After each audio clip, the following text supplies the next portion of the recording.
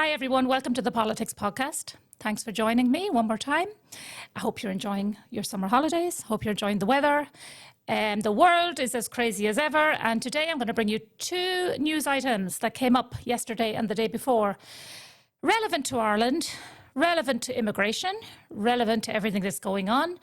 As you see over in the UK, things are gone crazy there regarding mass immigration. Ordinary communities have had enough, just like the Irish ordinary communities have had enough, and they never ever get their concerns addressed and their questions answered. So today I'm going to bring you two things that, two little videos I want you to listen to that I heard on X, of course, 2 days ago, and yesterday I didn't hear them on RTE. So maybe this video might jog RTE's memory because I'm going to share it with them and maybe they will report on major news. You wonder why they keep forgetting. It's unbelievable. They keep forgetting. So first one, we're going to listen to two videos. The first one is our Minister for Finance, Paschal Donohoe, being asked a question by Gript once again. Gript, not by RTE, by Gript, a very, very relevant question on curbing immigration numbers or halting immigration numbers into Ireland right now. Because as we all know, the issues are continuing, the concerns are rising. Every single day, more and more people are asking questions about immigration. And the backdrop to this little video is Ben Scallon from Gript asks Paschal Donohoe a very, very relevant question.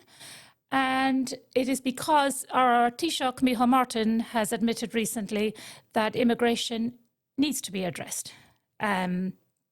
He conceded that immigration numbers do affect housing and all our services and our electricity supply, as we'll talk about later.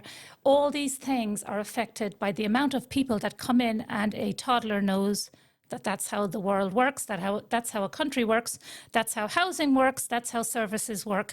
And also the backdrop to this question that Ben Scallon asks Paschal Donohoe, is that David McWilliams, the economist, has finally come out and said what the rest of us have been saying for years now. David McWilliams, he finally got the courage to come out and say, we have to, he says, dramatically reduce by 50% immigration. We say more is needed, but this is the start. This is the start of the economists that the politicians should listen to. They're economists. He has his own podcast now, but he is often platformed on RTE. He's a household name, David McWilliams. He has now conceded, yes, it's time. So let's listen to Ben Scallon asking our Minister for Finance about it. David McWilliams recently in the Irish Times wrote a piece saying effectively that the rate of immigration would have to be halved, or at least, in order to account for the pressure that population growth is putting on infrastructure. I'm wondering if you could react to that, or if you have any thoughts on that sentiment. That the growth of the number of people at work in our country have made an invaluable contribution to growth within our economy. The fact that we have hundreds of thousands of more people working in Ireland in turn has created the funding and money that we need to allow our economy to grow and to invest in our public services. In tandem to that, the government has made a number of changes and reforms with our migration policy so that we are better able to implement clear rules with regard to migration. But I continue to believe that an open economy and an open society is a really important pillar of the economic and social goals of our country. But even the Taoiseach has conceded that the rate of population growth that the country has seen has put a strain on things like housing, healthcare, etc. So, I mean, is that not something that the government should be taking into account when dealing with projects like This is the reason why we have an investment plan today. The reason why we have a plan to invest more in our country's future is to ensure that our infrastructure is better able to support a growing population. A growing population with more people working in our country, contributing to our public services, is a really important ingredient in the economic growth of our country. A growing population combined with growing productivity and investment is the way in which I believe we will be able to support our economy in growing in the years ahead. We combine that with rules in relation to migration that are clear, that are being enforced at the moment, but an open economy has allowed Ireland to have a growing economy. Okay, Pascal Donohoe. Okay. He is saying there will be no curbing of numbers of immigrants into Ireland.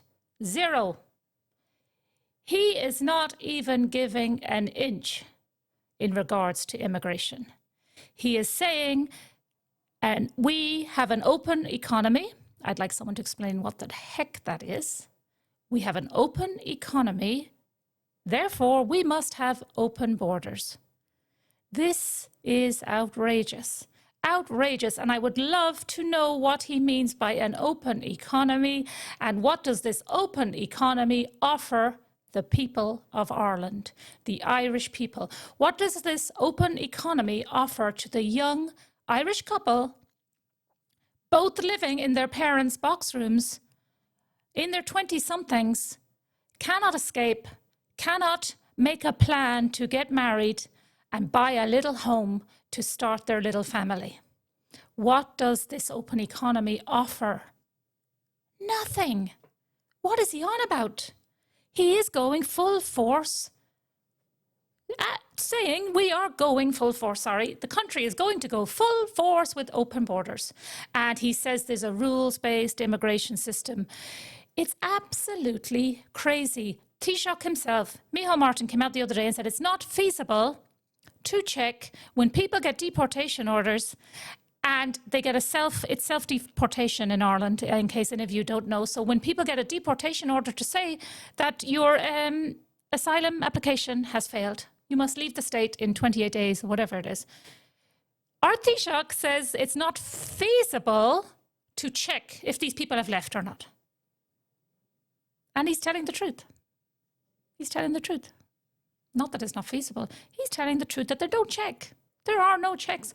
There are no checks coming in. There's no checks coming out. You can come in without a passport. You can get on the plane with a passport. Magically, it disappears. You can get out. You can stay.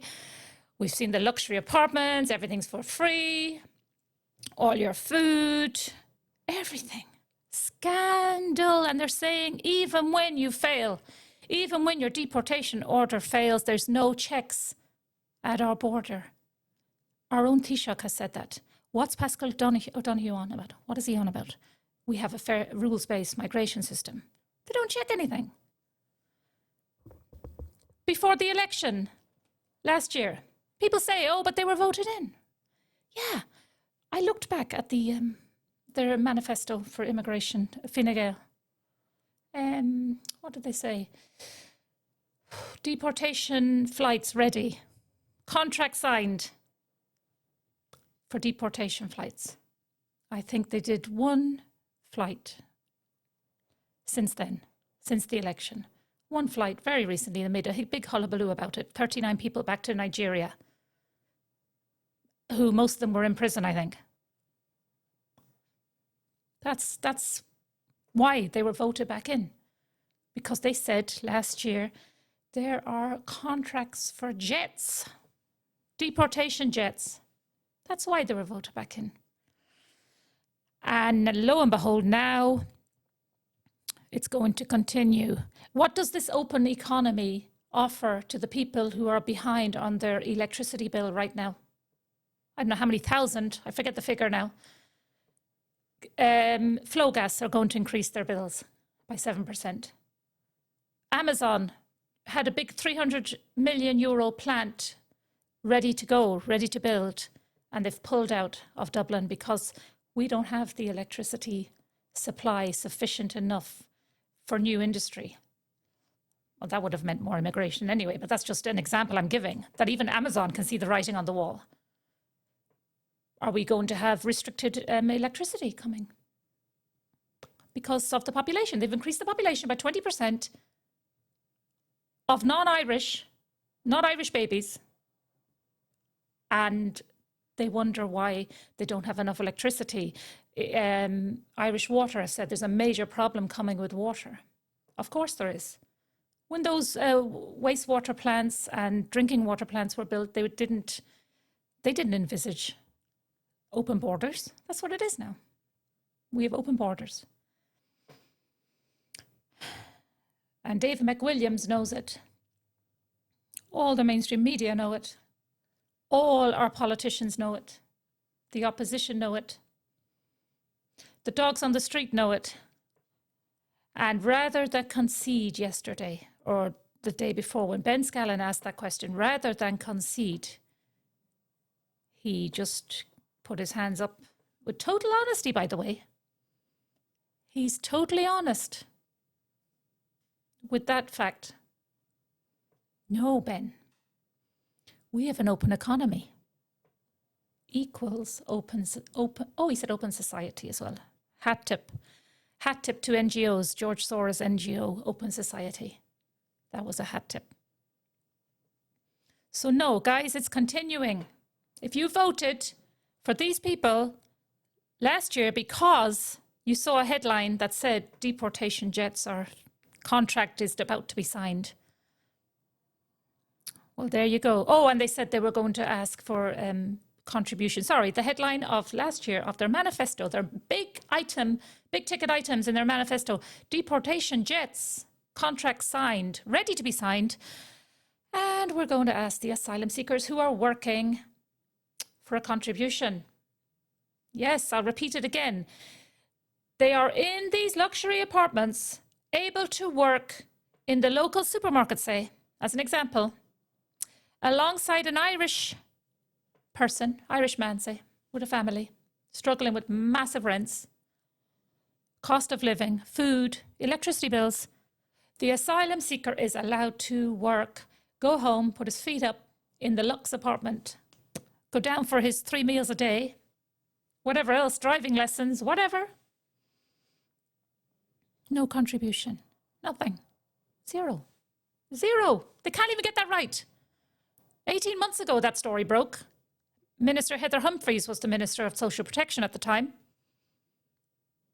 Should it not be overnight? You can do that. Overnight. Even if it's not electronically done, I would do it overnight. At the asylum centre, when you get your wages from the supermarket that the Irish man has just got his wages from, hand it over. Hand over the contribution to this free life.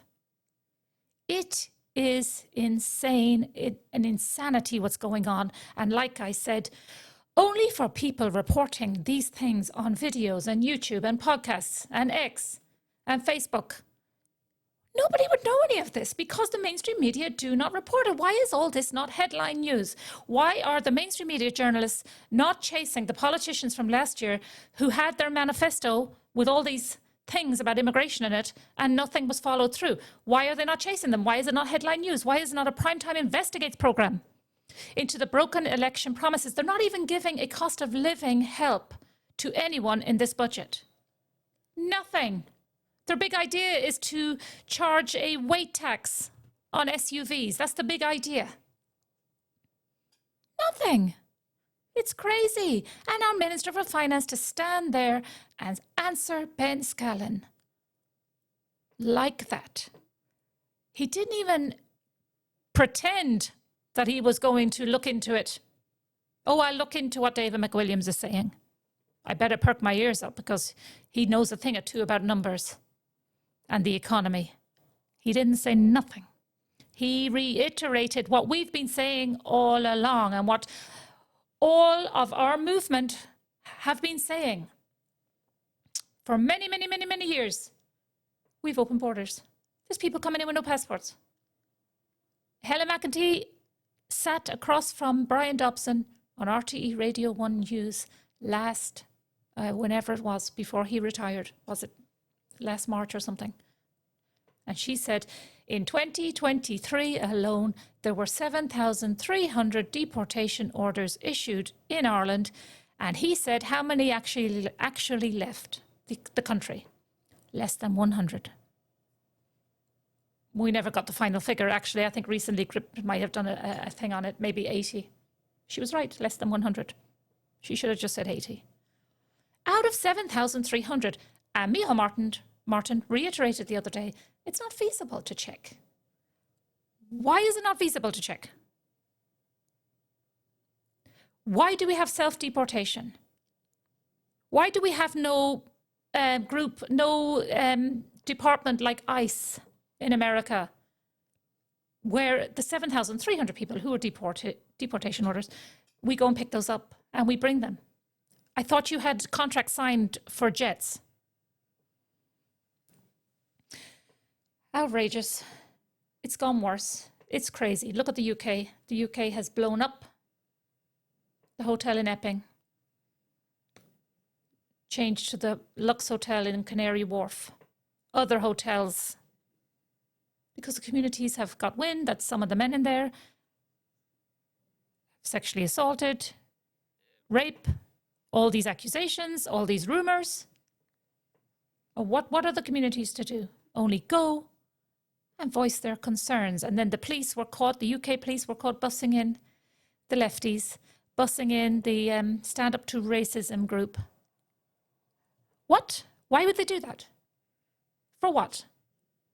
Bus them in and chaperone them up to the communities. Why? These are major questions that we don't see. Once again, I'm going to say it. We do not see these things on RTE News headline. I'm not talking about 4 stories in. All of these stories should be headline. Breaking news. Breaking news. Now, next video is of the President of the United States, Donald Trump, arrived in Scotland last night and was asked by a journalist from the UK, I don't know, was it Sky News? It could be GB News, because they are great. I don't know which news it was, but I want you to hear. Again, I didn't see this on RT News. And it involves us, it involves Ireland, it involves our government, it involves our opposition, it involves everyone. So let's listen to what he says first. You've done an amazing job on illegal migration in America. I have. People here are very worried about the situation, record numbers. Well, I say 2 things to Europe. Stop the windmills. You're ruining your countries.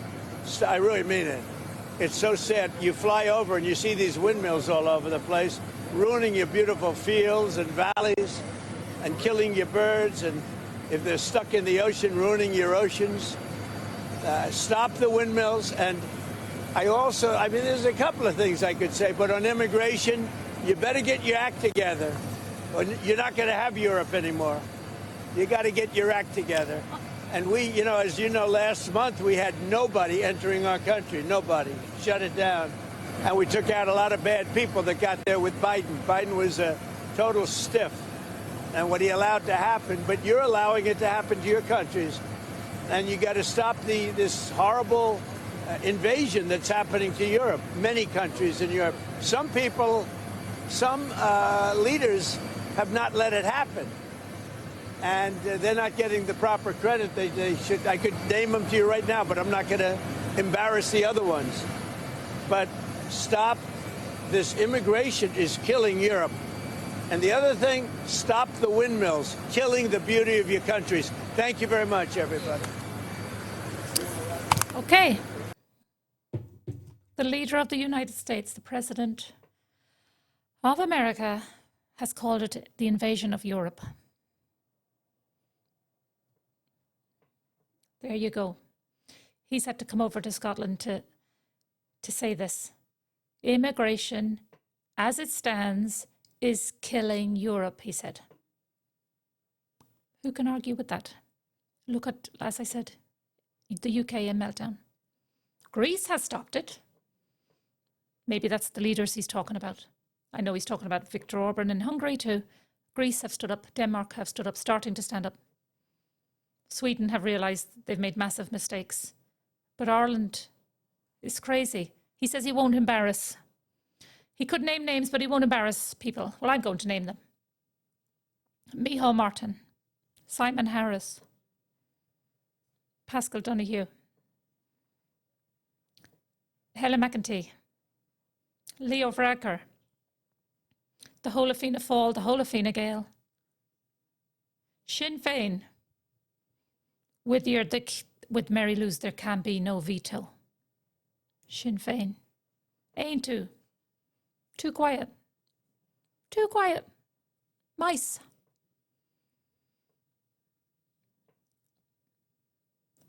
People before profit, who seem to be doing a lot of the work for the greedy millionaire landlords. Total opposite of what they stand for. Labour, we know what they're like. The Greens got their answer at the last election. There's a few hangers on, but the Greens, these are all the people that Trump won't name, but I'm going to name them. And you need to name them.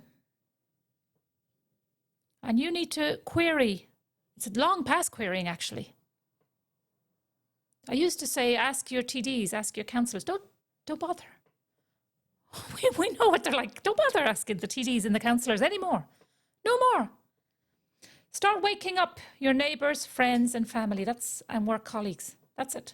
That's my advice now. That's what needs to happen. No more contacting TDs or councillors. For what? They're a joke.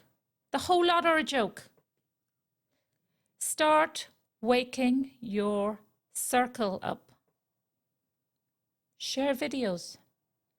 Share the news that RTE won't tell them. Talk about things, raise things, be courageous. Everybody knows what's going on, they just need courage. So it's good. It's good that Ben Scallon asked that question. It's good that Pascal Donohoe answered honestly. It's all good. As long as the people hear it, as long as your neighbours and friends and work colleagues in your staff room are making their tea and you sit down at the table, as long as you are brave enough to bring it up, share the video, tell them about it. That's how we are going to get change in Ireland. Talking, the best thing that we know how to do. That's what's going to win. Talk, and don't stop talking, and talk to strangers. When you're in the supermarket, talk. Say, did you hear that? Did you not hear that? Gosh. Oh yeah, RTE. Sure, RTE don't do. RTE don't do what they are meant to do. RTE. Guess who lobbied the government most last year? I think I'm right there. I may be wrong, but I think I read that headline. RTE. I think RTE. Crazy. Just do your jobs. Investigate, report, be courageous. But in the meantime, people like us, me, many, many others, we will be the news. We are the news now, as Elon Musk says. And that's the way it has to be. Do you think we want to be? I think we have something better to be doing. But when our Minister of Finance comes out, and I was absolutely shocked. No, Ben, we have an open economy. We have to have open borders. It's not going to stop. There's 16,000 homeless people in Ireland now. Homeless. That's not including the people, like I said, the young couples who are essentially homeless, even though they're in their mum's box room. They are a homeless family because they cannot produce a family. It is unbelievable. They are the invisible homeless families who don't get counted in the figures. So what is it? They're telling us the figures are 16,000, but what's the real figure? It would make you cry. Because I don't see where these young couples, I don't see it changing in the next few years. Unless everybody wakes up. Wake up. Do not contact your TDs.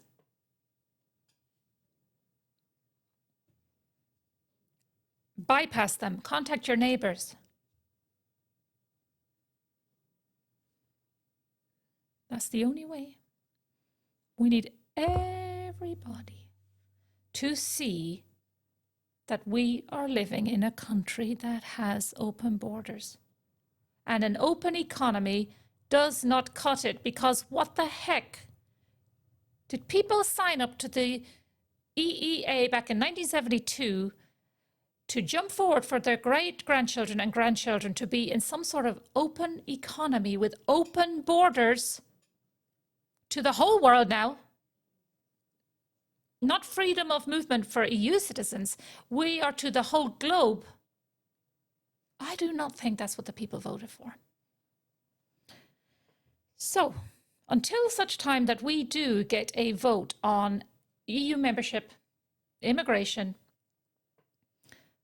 people already voted, by the way, on immigration and on the citizenship referendum in 2004. Nearly 80% of the country said no to Irish citizenship for people just because they're born here, who have non-Irish heritage, parents, grandparents. They said no. In the bin, that went. That referendum went in the bin. Pascal told us the other day, it's open. OPEN with capital letters, a flashing red sign, we're open. That's where it is, guys. But it's not all doom and gloom. Like I said, wake up, every single person in your family. Don't be afraid. Sit at the kitchen table. Sit at family gatherings. Sit at weddings. So what do you think, guys? What do you think? Donald Trump came over to Scotland the other day and said there's an invasion of Europe and it's killing Europe. Did you hear that on the news? No. You tell them. You be their news. I'm going to sign off, guys, now. Keep your ears and eyes open. That's what I do. See you on the next one.